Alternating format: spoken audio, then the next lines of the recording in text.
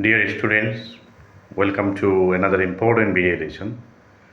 Today I will show you an important part of your English grammar, and I will teach you how to make double H question, and this is important for all types of students, especially those who are going to sit for degree or honors non-credit or compulsory English exam will be greatly benefited by our today's video lesson. And I hope that you will be watching from the beginning till the end of this special and new video lesson.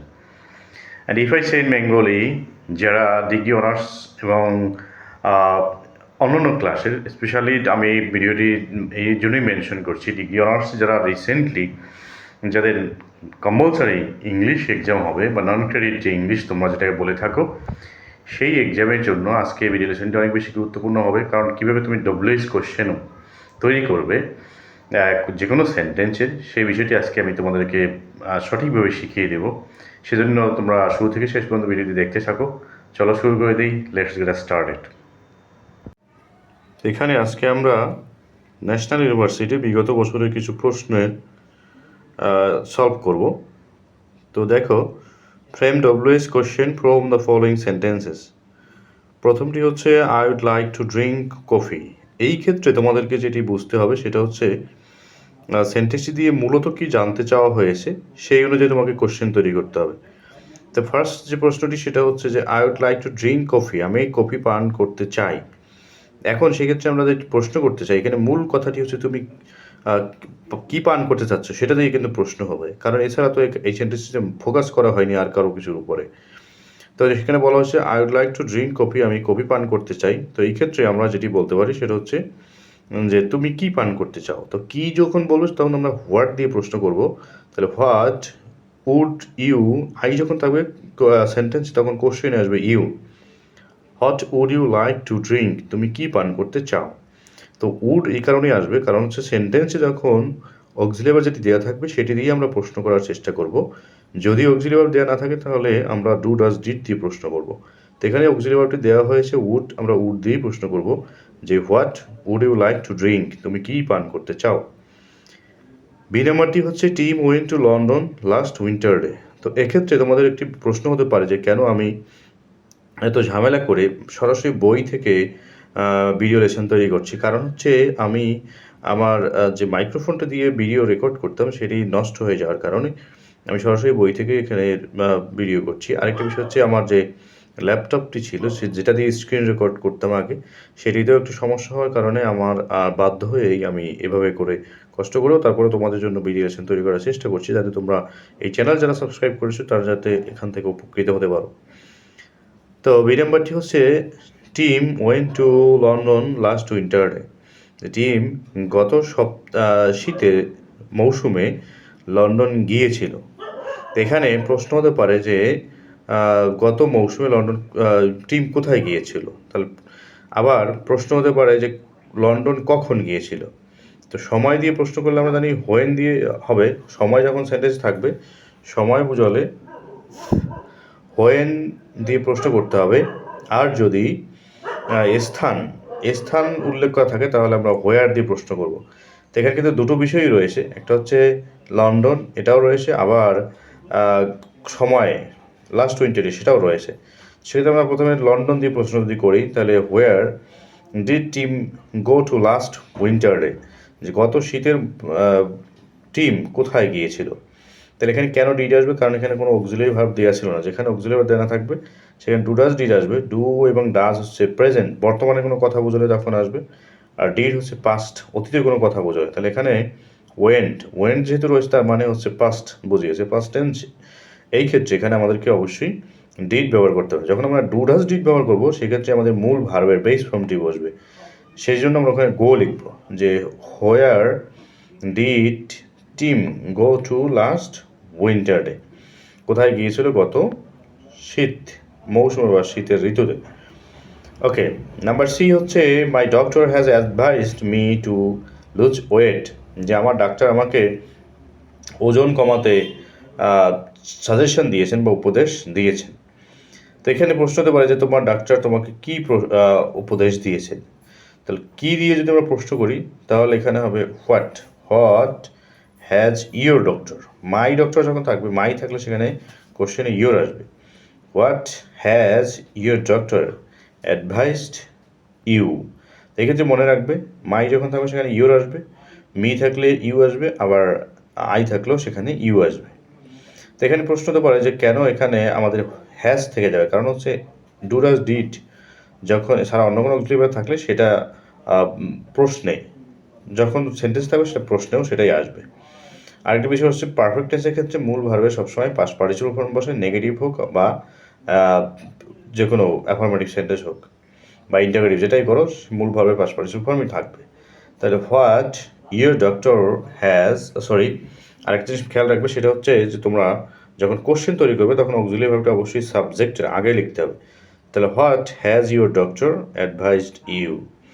R question mark শেষে question mark দিতে ভুল করা যাবে না। Number D হচ্ছে Peter is capable of doing the job. Peter কাজটি করতে যোগ্য বা দক্ষ। তাহলে এখানে প্রশ্ন হতে পারে যে কে কাজটি করতে যোগ্য, অথবা পিটার কি করতে যোগ্য।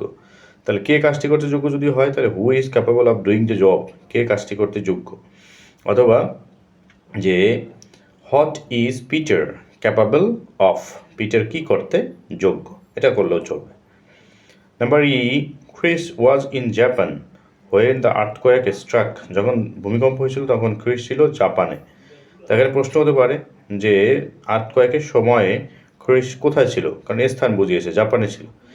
তাহলে স্থান যেতে হতো where, where was Chris when the earthquake struck, শেষে কোশ্চেন মার্ক। তাহলে where was Chris when the earthquake struck. এর নাম্বারটি হচ্ছে good dictionary list the meaning of verbs, যে একটি ডিকশনারিতে ভার্বের অর্থ থাকে বা অর্থের তালিকা থাকে। এখানে প্রশ্নটি হতে পারে এরকম যে what does a good dictionary do, এটা ভালো মানে ডিকশনারি কি কাজ করে বা কি আমাদের সেবা দিয়ে থাকে। ওকে, তারপর হচ্ছে এখানে ডাজের কারণ এখানে এটা হচ্ছে প্রেজেন্ট টেন্স এবং মূল ভার্বের সাথে এস বাই এস রয়েছে, আরেকটি হচ্ছে সাবজেক্ট হচ্ছে a good dictionary, third person singular. G number হচ্ছে the seminar was held in Chittagong, যে সেমিনার চিটাগংয়ে অনুষ্ঠিত হয়েছিল। তার প্রশ্ন হতে পারে কোথায় সেমিনার অনুষ্ঠিত হয়েছিল, তাহলে where was the seminar held, where was the seminar held. এভাবে করে এই প্রশ্নগুলো করতে হবে। আশা করছি তোমরা বুঝতে পারবে, না বুঝতে পারলে কমেন্ট করে জানাবে, আমি আরও তোমাদেরকে বুঝিয়ে দেওয়ার চেষ্টা করব। নেক্সট হচ্ছে যদি আমরা দেখি number 2 frame WH questions from the following sentences. এটি হচ্ছে ন্যাশনাল ইউনিভার্সিটির পরীক্ষায় এসেছিল, যেটা পরিত্যক্ত হয়েছিল বা বাতিল হয়েছিল 2006 সালে। দেয়ার আর 5 বুকস অন দ্য টেবিল, টেবিলে বা উপরে বা টেবিলে 5টি বই আছে। যখন কোনো সংখ্যা বোঝাবে সেক্ষেত্রে হাউ মেনি দিয়ে আমরা প্রশ্ন করব। তাহলে এখানে হতে পারে how many books are there, there যখন থাকবে দেয়ারই সাবজেক্ট, তাহলে how many books are there on the table, টেবিলে কয়টি বই আছে। Number B the bank closes at 4 PM, bank বন্ধ হয় 4টায়, তাহলে সময় বুঝে গেছে। তাহলে when does the bank close, closes হবে না তখন, আবার when does the bank close. Number C Dinajpur is famous for fine rice, তাহলে এখানে হতে পারে যে what is Dinajpur famous for, যে যেখানে বস্তু বুঝিয়েছে, বস্তু বুঝলে আমরা হোয়াট দিয়ে প্রশ্ন করবো যে দিনাজপুর কিসের জন্য বিখ্যাত, তাহলে what is Dinajpur famous for, Dinajpur কিসের জন্য বিখ্যাত। নাম্বার ডি মাই সান সাকসেস মেড মি হ্যাপি, আমার সন্তানের সফলতা আমাকে খুশি করেছিল। তাহলে এখানে মূল ভার্ব দিয়ে প্রশ্ন করা রয়েছে, তাহলে আমরা মূল ভার্ব দিয়ে প্রশ্ন করতে পারবো, যেহেতু সেন্টেন্সটি মূল ভার্ব রয়েছে, আবার অক্সিলারি ভার্ব দিয়ে করতে পারবো। তাহলে মেড ফার্স্ট টেন্স রয়েছে, তাহলে আমরা ডিড দিয়ে প্রশ্ন করবো। তাহলে what did make you happy, you হবে এখানে। What did make you happy, কি তোমাকে সুখী বা খুশি করেছিল। আবার এরকম প্রশ্ন করা যাবে হোয়াট মেড ইউ হ্যাপি, কি তোমাকে করেছিল। তা করা বোঝাতে যেহেতু আমাদের ডু দিলেও চলে, আবার মেক এর পাস্ট ফর্ম মেড দিলেও চলে, সেক্ষেত্রে আমরা এখানে ডিড না দিয়ে মেইডও দিতে পারবো। তবে এখানে মনে রাখতে হবে সকল ক্ষেত্রে কিন্তু এরকম সবসময় হয় না, যেহেতু করা বুঝেছে সেই জন্য এখানে মেক দিয়ে করাও বোঝায় বা ডু দিয়েও বোঝায়, সেই জন্য আমরা এখানে ব্যবহার করতে পারলাম। তাহলে হোয়াট মেড ইউ হ্যাপি অথবা what did make you happy. Next হচ্ছে everybody wishes to be happy, সকলেই সুখী হতে চায়। তাহলে এখানে প্রশ্ন হতে পারে যে সকলেই কি হতে চায়, তাহলে what does everybody wish to be, what does everybody wish to be. F number হচ্ছে ইট ইজ 11:45 নাও, এখন টু যখন বলবে সেক্ষেত্রে বাকি, আর পাস্ট বললে হলো অতিক্রম করেছে। তো ইট ইজ 11:45 নাও, এখন হচ্ছে 11:15 বাজে। আর যদি বলতো ইট ইজ 11:15 তার মানে হচ্ছে সোয়া 11টা বা 15 পাস্ট, তখন 15 পাস্ট বলা হয়। টাইম কীভাবে বলতে হয় সেই ভিডিও এই চ্যানেলে রয়েছে, দেখে নেবে তোমরা। তাহলে ইট ইজ 11:45 নাও, সময় যদি বোঝে তাহলে হবে what is the time now, what is the time now. যিনি বলেছে by the side of bank হওয়ার কথা এখানে ছিল, অথবা এখানে লেক রয়েছে, লেক। দ্য পার্ক স্ট্যান্ডস, পার্কটি একটি লেকের পাশে অবস্থিত। তাহলে এখানে স্থান বুঝেছে, তাহলে where, where does the park stand, where does the park stand, পার্কটি কোথায় অবস্থিত। নেক্সট ওয়ান হচ্ছে number 3, children play cricket on Sundays, শিশুরা বা ছেলেমেয়েরা প্রতি রবিবারে, অন সানডেজ মানে প্রতি রবিবারে ক্রিকেট খেলে। তাহলে এখানে হতে পারে যে কখন ছেলেমেয়েরা ক্রিকেট খেলে, তাহলে when do children play cricket, অথবা ওয়ান হুইচ ডেজ, যেহেতু প্রতি বলেছে সেক্ষেত্রে আমরা ওয়ান হুইচ ডেজ দিয়েও করতে পারবো, আমরা হোয়েন দিয়েও করতে পারবো। তাহলে when do children play cricket, কখন ছেলেমেয়েরা ক্রিকেট খেলে, অথবা on which days do children play cricket, do হবে কারণ চিলড্রেন হচ্ছে subject plural number. Number B হচ্ছে he visits his mother every week, সে প্রতি সপ্তাহে তার মাকে দেখতে যায়। তো সংখ্যা বোঝালে যেমন হাউ মেনি বসে, ঠিক সেই রকম কতবার, কতগুলো, এগুলো বুঝালে হাউ, হাউ অফ, কতবার যদি হয় তাহলে হাউ অফেন, যেহেতু এখানে কতবার বুঝেছে সেই জন্য হাউ অফেন, হাউ অফেন কতবার। Does he visit his mother, how often does he visit his mother, কতবার সে তার মাকে দেখতে যায়, এভরি উইক প্রতি সপ্তাহে। ওকে, তাহলে এই প্রতি সপ্তাহে এখানে না দিলেও চলবে, তাহলে কতবার যায়, তাহলে how often does he visit his mother, কতবার সে তার মাকে দেখতে যায়। Number 3, she can speak Bangla, English and French, সে বাংলা, ইংরেজি এবং ফ্রান্স ভাষা বলতে পারে। তাহলে আমরা প্রশ্ন হতে পারে এখানে যে সে কোন কোন ভাষা বলতে পারে, তাহলে হুইচ ল্যাঙ্গুয়েজেস, যদি একাধিক ভাষা সেই জন্য ল্যাঙ্গুয়েজেস হবে, which languages can she speak, সে কোন কোন ভাষা বলতে পারে, এটা বললে হবে। অথবা এভাবে আমরা বলতে পারি যখন এখানে একাধিক ভাষার কথা বলছে, ভাষা তো কোনো ব্যক্তি নয়, সেক্ষেত্রে আমরা এখানে বলবো হুইচ দিয়ে, হুইচ ল্যাঙ্গুয়েজেস কোন ভাষা, ক্যান শি, যদি এখানে বিভিন্ন খেলার কথা বলতো তাহলে হতো which sports, which games. D number হচ্ছে he is entrusted with a noble task, তাহলে এখানে ইজ রয়েছে, তাহলে এখানে আমাদের ডু ডাজের ব্যবহার হবে না, তাহলে হবে হোয়াট ইজ, এখানে কাজের কথা বুঝিয়েছে, সুতরাং এখানে আমাদের হু ব্যবহার করা যাবে না।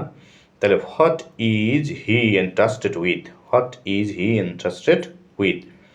Number E, he comes from Khulna, সে খুলনা থেকে এসেছে, তাহলে হোয়ার ডাজ হি কাম ফ্রম, কারণ এটা স্থান বুঝিয়েছে, হোয়ার ডাজ হি কাম ফ্রম। এখানে যদি কেম থাকতো তাহলে আমরা ডিড দিয়ে প্রশ্ন করতাম, where does he come from. Next হচ্ছে the boy can't go out because of severe cold, যে তীব্র ঠান্ডা হওয়ার কারণে ছেলেটি বাইরে যেতে পারে না। তাহলে এখানে কারণ বুঝিয়েছে, সেক্ষেত্রে আমরা হোয়াই দিয়ে প্রশ্ন করব, why can the boy go out, ক্যান্টই হবে। নেগেটিভ সেন্টেন্স থাকলে কোশ্চেনটিও নেগেটিভ হবে, নেগেটিভ সেন্টেন্সের ক্ষেত্রে কোশ্চেন নেগেটিভ। তাহলে why can the boy go out, কেন ছেলেটি বাইরে যেতে পারে না। জিনে বলেছে the doctor suggested the patient not to eat fats, doctor রুগীকে চর্বি না খাওয়ার পরামর্শ দিলেন। তাহলে এক্ষেত্রে আমরা বলতে পারি ডাক্তার রুগীকে কী পরামর্শ দিলেন, তাহলে what did the doctor suggest the patient, what did আসবে কারণ পাস্ট টেন্স রয়েছে, what did the doctor suggest the patient, doctor প্যাশেন্টকে কী সাজেস্ট করেছিল। ওকে, তাহলে এই তিনটা আমরা এখানে আজকে করলাম। এখান থেকে তোমরা কোনগুলো বুঝতে পেরেছো, কোনগুলো বুঝতে পারোনি সেগুলো কমেন্ট করে জানাবে। I must try to make you better understand. And if you didn't subscribe this YouTube channel yet, please subscribe and hit the bell button so that you don't miss any update or any notification from this YouTube channel. I want to finish here. Thanks for watching. Thanks to all.